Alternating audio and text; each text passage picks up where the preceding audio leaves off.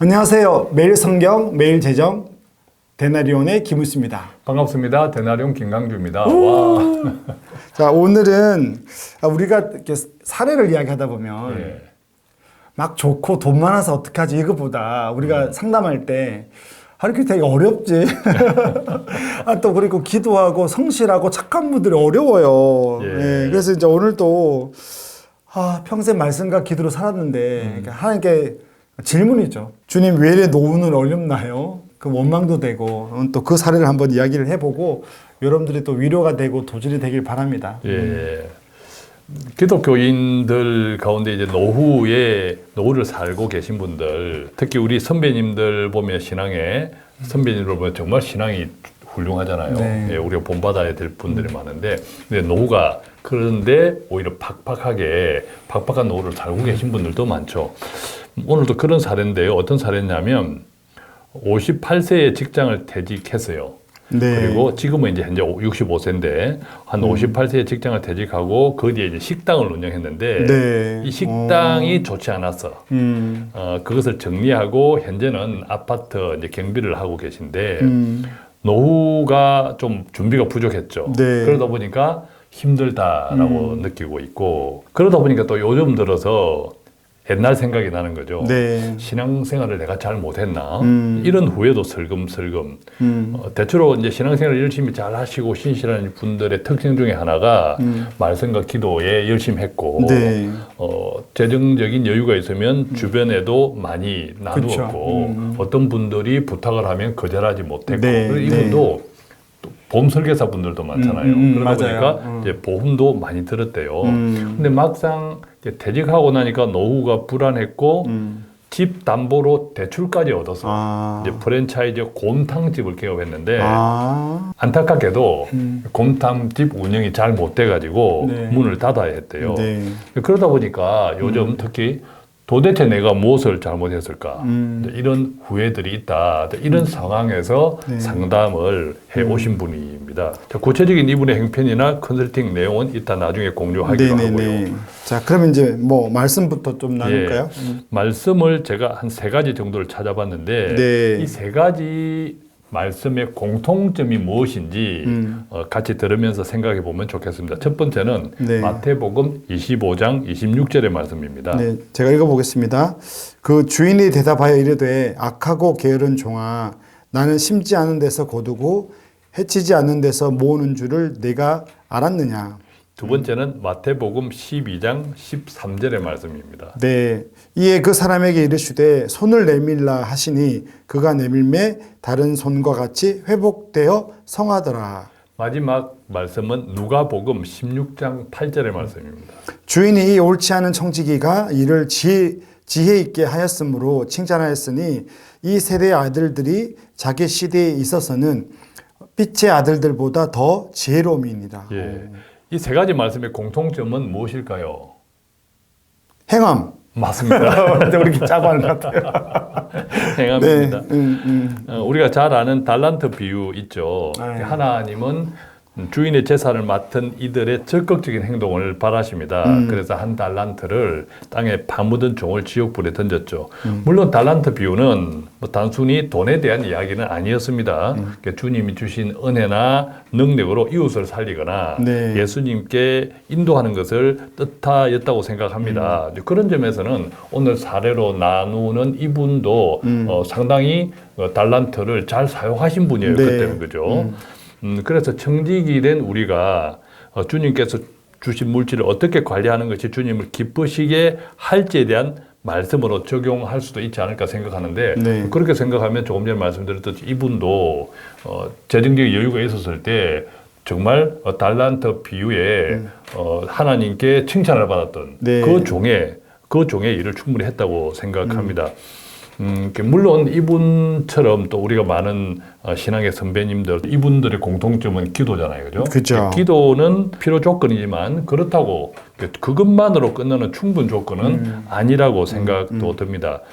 이것이 이제 마태복음 12장 13절의 말씀으로 적용해 볼 수 있겠는데 한 손마른 병자에게 네. 손을 내밀라 하신 말씀을 따라서 네. 그가 절망 가운데서 순종하는 믿음으로 행함을 했을 때 치유와 회복의 역사가 일어났던 것처럼 우리의 재정 또한 우리가 건강하기를 바랐다면 주님 가르쳐 주신 대로 행하는 노력이 동반되어야 하지 않을까 네. 생각합니다. 그래서 생각해 보면 마지막 세 번째 말씀 누가복음 16장 8절 우리가 불의한 청지기에 대한 한탄 네. 이것도 같은 맥락으로 이해할 수 있지 않을까 생각되는데요. 왜 노력하지 않고 마치 캥거루족들처럼 십자가 뒤에서 하나님께만 기대고 있느냐는 질책으로 이해할 필요도 있다고 생각이 네. 드는 거죠. 예컨대 우리 기독교인들의 재정 관리가 비기독교인들에 비해서 탁월하지 못했다면 마치 캥거루족들처럼 우리가 하나님께 기대어 너무 기도만 했던 것은 아닐까. 그래서 십자가 뒤에 가만히 앉아 있었기 때문은 아닐지 네. 생각해 볼 필요도 있다는 거죠. 그것이 나빴다는 것이 아니라 그것으로만 그쳤던 것은 그렇죠. 아닌가. 그걸 필요 충족이 하지 그렇죠. 않는데 예, 필요 조건이지만 네. 거기에서만 모든 것이 충분하다라고 머물러 있었던 것은 아닌가. 반대로 성경적 재정 관리를 통해서 이 재정 관리에 대한 하나님의 뜻과 방법을 우리가 공부를 하고 중요한 것은 행함처럼 네. 그것을 공부에 그치지 않고 일상의 재정 관리에 구체적으로 적용하는 것. 네. 그러면서 함께 기도한다면 재정 관리에 필요한 지혜와 능력을 부어주시지 않을까 생각을 해봅니다. 그런 과정들이 계속 쌓이다 보면 우리를 불편하게 하는 재정 관리도 조금씩 탁월해질 수 있다고 생각을 합니다. 물론 사람들마다 은사가 다르듯이 각자에게 주신 물질도 다를 수밖에 없기 때문에 나에게 허락하시는 물질을 세상 사람들과 비교하기보다 내 은사에 맞춰서 하나님과의 관계에서 생각하는 그런 구별도 중요하다고 생각하죠. 물론 네. 때때로 돈 때문에 곤란을 겪을 수도 있죠. 네. 그래서 내 삶이 불행한가는 별개의 문제다라는 거죠. 지금 오늘 사례처럼 재정적인 불편함을 겪고 있습니다. 또 과거의 영광까지 비교해 보니까 너무 참담할 수도 있는 거죠. 상담자의 경우도 마찬가지. 그래서 지금 현재의 삶이 불행한가는 하나님과의 관계에서 찾아야 되지 않을까 생각합니다. 어떤 의미에서는 저희를 만나게 해주신 것도 저는 하나님의 계획이 아닐까 네. 생각해 보는 거죠. 자, 그랬을 때 이제 그런 믿음 하에 이제 우리가 구체적인 적용을 한다면 예. 실행을 해야 되니 예. 행함 예. 실행을 해야 되니까 그래서 어떻게 재정 상담이 이루어졌고 어떤 예. 솔루션이 나왔는지 좀 안내를 해주시기 바랍니다. 예, 현재 이분은 65세예요. 아내분은 63세고 네. 아파트 경비직으로 월 한 200만 원 소득이 있습니다. 원래 집이 있었는데 이 네. 곰탕집이 잘못되면서 팔고 대출 갚고 남은 돈으로 현재는 전세 2억, 예, 빌라에 살고 계시고 네. 목돈 1억 정도가 있습니다. 현재 소득은 아내의 소득과 합쳐서 한 총 420만 원. 네. 본인의 경비직 200만 원, 200만 원? 아내 간병인 소득이 100만 원인데 네. 국민연금을 아내분도 올해부터 받아요. 오. 그래서 국민연금이 본인 90만 원, 네. 아내 30만 원 해서 한 120만 원 정도 됩니다. 네네네. 그래서 월 생활비가 200만 원 정도를 쓴대요. 네. 200만 원을 제하면 네. 가처분 소득, 뭐 저축이든 투자를 할 수 있는 가처분 소득이 월 220만 원 정도가 생깁니다. 네. 오, 그리고 맞네요. 지금부터 앞으로 한 5년 정도 최대 네. 네. 일할 수 있겠다라는 말씀을 하셨어요. 네. 그래서 이런 것을 토대로 그럼 앞으로 한 5년 정도 일을 할 수 있다고 소득이 생길 수 있다고 생각하니까 이것을 조금 솔루션을 해보면 첫 네. 번째는 생활비가 많지 않아서 다행입니다. 저도 이거를 봤는데 예. 420을 버는데 220이 남아? 이런 생각이 드는 예, 거예요. 예. 400만 이상 쓰는 분들 많거든요. 그렇습니다. 그럼 600만 원 벌어도 저축할 돈이 없는 예. 분들이 많은데 대단하신 것 같아요. 그렇습니다. 신실한 기독교인의 또 다른 특징은 정말 중요한 특징인데 검소함입니다. 검소함이네. 예, 자족입니다. 네. 많이 쓰지 않더라도 내가 내 삶이 풍족하다. 하나님 안에서 늘 네. 예수님 안에 있으니까 이것을 늘 습관화되신 분들이에요. 이것이 재정에서도 굉장히 중요하잖아요, 그죠? 그래서 생활비가 많지 않아서 다행이고 그동안에 이제 자족함을 아주 자연스럽게 배운 거죠. 네. 두 번째는 기본적으로는 주거 문제만 해결되면 생활비는 크게 걱정이 없는데 지금 현재 그냥 2억 빌라에 살고 계시잖아요. 대출은 비록 없고요. 전세지만, 네, 전세지만. 대출 네. 없습니다. 그래서 5년 후에 근로소득이 만약에 없다면 이 네, 상태에서 네, 네. 없다면 그래도 국민연금 120만 원 있고 나중에 5년 후에 이 상태에서 이분들은 기초연금 대상자가 됩니다. 네네네. 아, 그렇겠네요. 예. 그랬을 때 두 분이 국민연금 받고 있는 것을 조금 감안하더라도 대략 한 50만 원 정도가 예상이 되어서 5년 후에 근로소득이 없더라도 170만 원 정도는 일단 확보된 상태예요. 네네네.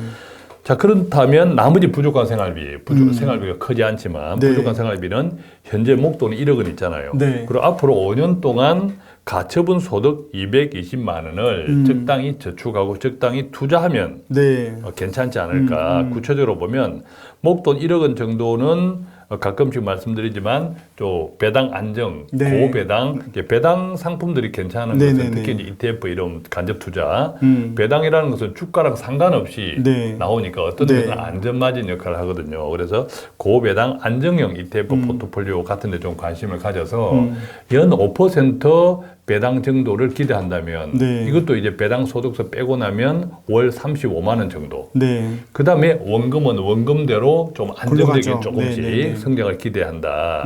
그 다음에 또 이제 가처분 소득 월 220만 원 가운데 한 150만 원 정도는 적금식 연금저축 펀드.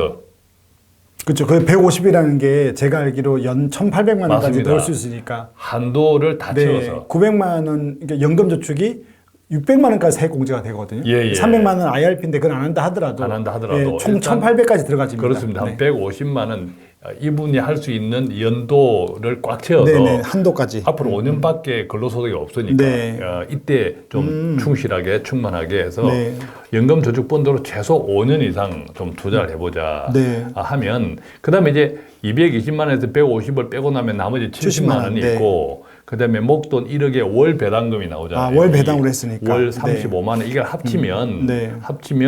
월 50만 원을 적금하고 네. 아까 가처분 소득에서 150 빼고 70만 원과 목돈 1억 월 배당금 35만 원 합치면 얼추 100만 원 정도 되잖아요. 네네네네. 여기에서 50만 원은 적금, 또 나머지 50만 원은 비상예비자로 네. 투자하지 않고. 투자하지 네. 않고. 네. 좋습니다. 예, 이렇게 하면 5년 후에 어떻게 좀 재정적으로 기대가 되냐 하면 네. 첫 번째는 이제 주거 안정성은 전세 빌라에 계속 빌라에 있는 거죠. 계속 네. 사시면 되고 또 언제든 뭐 옮겨갈 수가 있잖아요. 네. 그다음에 연금저축 펀드를 5년 후에 원금은 9천만 원이 되고 네. 그다음에 연 한 5% 이상만 불려도 뭐 크지 않은 수익이죠. 네. 5% 이상만 불린다 하더라도 기대 수익은 한 1,000만 원 정도에서 한 1억 원 정도가 만들어져요. 네. 그다음에 현재 목돈 1억 원과 적금 월 50만 원. 네. 이것도 이제 5년 계속 넣는다면 이것도 원금만 투자 수익이나 이자는 제외하고. 네네. 원금만 1억 3천만 원 정도 되거든요. 네네네. 그렇게 했을 때 월 소득 추정이 한 255만 원 정도 나와요. 맞출 수 있다. 그렇죠. 예, 근데 이제 공적연금 170만 원. 네. 자, 이것도 조금 올라가지만 올라가는 걸 감안하지 않고. 네. 그래서 국민연금 120, 기초연금 50 아, 그렇게 해서 해서. 170만 원. 네. 그다음에 이제 연금저축펀드 월 40만 원. 이것은 나중에 이제 연금저축펀드로 한 1억 원 정도 만들어지거든요.